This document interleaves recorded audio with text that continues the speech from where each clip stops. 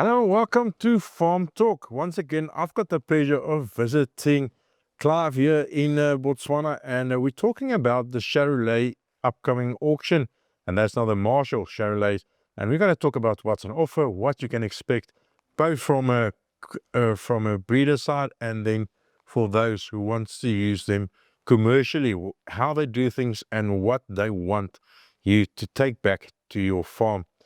Clive, you well? Yeah, very good, Dennis. Thanks. Clive, let's start off with the important things, and that is our commercial farmers. They are the heartbeat of cattle farming. What do a Charolais offer a commercial farmer? Dennis, Charolais, I've always said that a good Charolais calf grows faster than anything else on the planet in the cattle line. It just does. If you've got good terminal Charolais bulls on the Simbra type cow, you've got to have a cow that's got an engine room that can carry the calf, and it's got to be able to feed that calf. But if you've got some good milky females, crossbred females, Simbra type females, you put a Charolais bull on that, there's nothing that I've ever bred that can touch it. Male and female, and that's the big thing. The female progeny in the feedlot grow as well as a tolly of another breed, to be quite honest with you. And then you utilize 100% of the hybrid vigor.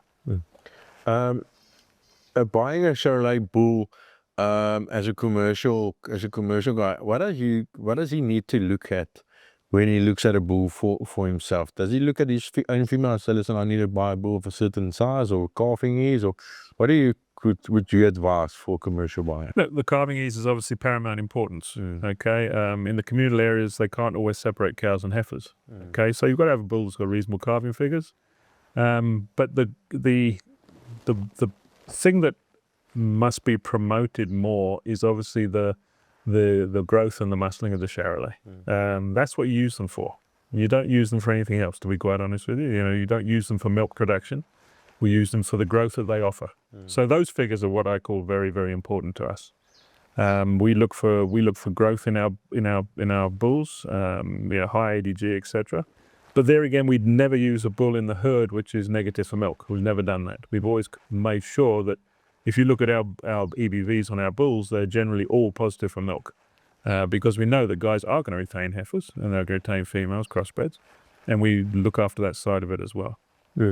From a stud side, we've spoken in an earlier interview about the quality and the lines, but it is a let's call it a lot cheaper option, buying females and bulls from scarce genetics or new genetics from here, bringing them back to South Africa or Namibia, then actually going to France or anywhere in Europe, trying to get semen verified and go through all the stops and goes. And so this is a nice opportunity for a stud breeder to add to his herd. Yeah, the thing is, Dennis, as I said, the herd is what we term a full French herd. In other words, we've never used a bull that hasn't originated from France, Britain or Ireland.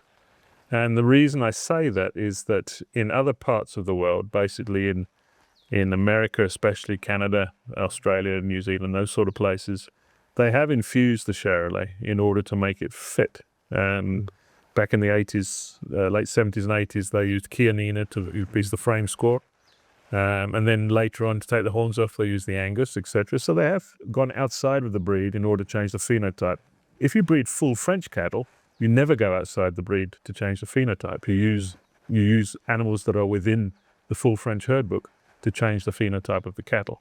So over the years, yes, we've had to adapt the cattle in different directions as trends change, but we've never gone outside of the herd book in order to do that. So we look for a phenotype change from within the full French herd book. If you look at the herd going back, there's been some significant bulls along the way. I mean, obviously of the last 10, 15 years, Sisteron has really stamped the herd on the female side. He bred good bulls as well, but we were wanting to bring them back a little bit. We wanted to work on the features of the breed, the characteristics of the breed, and we wanted to work on the muscling and the growth rate of the cattle. And that's where we got onto My Love, and then subsequently now onto Rulio as well. But a breeder from South Africa, Namibia or Botswana, a breeder has the opportunity here to buy genetics which A, are unavailable on the continent. This is the only place you can get my love. It's the only place you can get Rulio. So it's unavailable on the continent, and it's very, very, very, very similar to buying in France because it is a full French herd. So it's as if you're going to the UK or going to France and you're importing genetics from those herds over there. The genetic base is very, very, very much the same. Something that caught my eye and something that I always look at, because for me that's quite important, is walking ability. And I did point out to you the quality of your hoof and the hoof depth that you do have in the herd. Is that a herd compliment, or is that just the way they have to be to survive here in the Kalahari side of the world, or it's a bit of both? I think it's a bit of both. You know, we've obviously concentrate on mobility. We concentrate on structural correctness. We do find that the British type cattle, the British type Charolais cattle, are more structurally correct than the French. So we tend to go along with, say, 2 French bulls, and then we'll come back to a British bull just to straighten them up again. It is just like that. The British are, I would say, more pedantic about the locomotion and the structural correctness of an animal than the French. The French look more of the breed character of growth and size and muscling and on that side. And sometimes they overlook the structural correctness. We obviously do our best to make sure the bulls we use from France are structurally correct.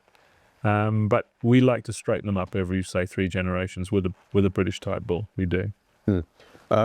If you've got buyers coming from all over Southern Africa, all the SADC countries, where do they stay? What do they do to actually make it here for the day?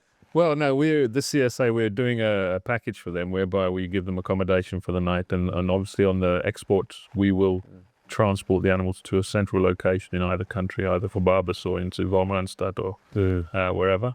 So we're trying to make it as user-friendly as possible. We appreciate the fact that it's you know, it's a long way. You know, for a lot of guys it is a long way, but we hope that when they get here we'll give them something that they haven't seen before, hopefully.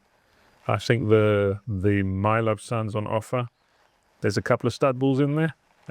Certainly on the sisterons there's a stud bull in there, and I think on the females there are some females which will fit into any herd. In other words, if you're liking the My Love sires, you can look at the sisteron and jumper females. If you're liking the sisteron sires, then you look at the My Loves and the Colossus and those kind of bloodlines, and the Giono and those bulls. Yeah.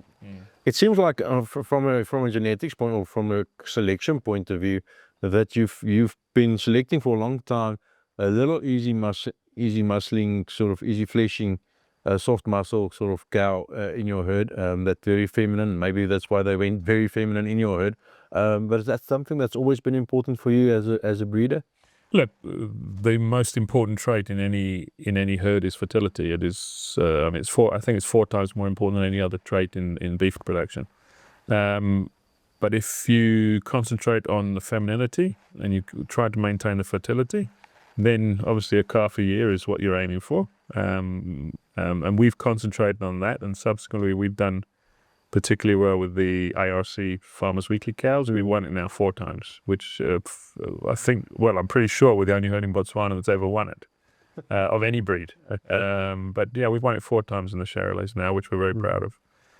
But that's an indication of the way we try to operate the herd. It's in the Kalahari. It's 300 kilometers from here. I've got some very, very good staff there that have run the herd with me for the last 15, 20 years. So they know what is required, and they do a fantastic job out there. So I'm very fortunate in that respect. So by choosing fertility, by choosing against poor fertility, basically, and then you got your point where the sort of femininity just is this part of the herd, and that's what you're putting on auction. And as I say, good mothers, and we saw that today. Good mothers produce good bulls, and in the videos that we took today, that does come to light. Yeah, thanks. I think going back to the commercial guy, you know, if he comes to an auction like this, yeah, there's 1 or 2 bulls which are probably out of his reach. Hopefully, you know, I'm just saying, hopefully there's a couple of stud bulls there which go reasonable prices. The other bulls are good commercial bulls, but also there's the opportunity to buy maybe a pregnant cow with a calf at foot, bull calf at foot, 3-in-1, or a cow with a bull calf at foot is also an opportunity for them to get a young bull at a relatively decent price, I would believe. Yeah, that helps. So I think that for the commercial guy, that's also a benefit.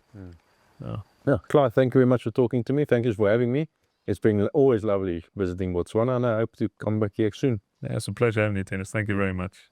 Okay, there you have it, 21st of June. And yeah, that's at Stockman Choice Kraals. And we will see you there. Until next time, cheers.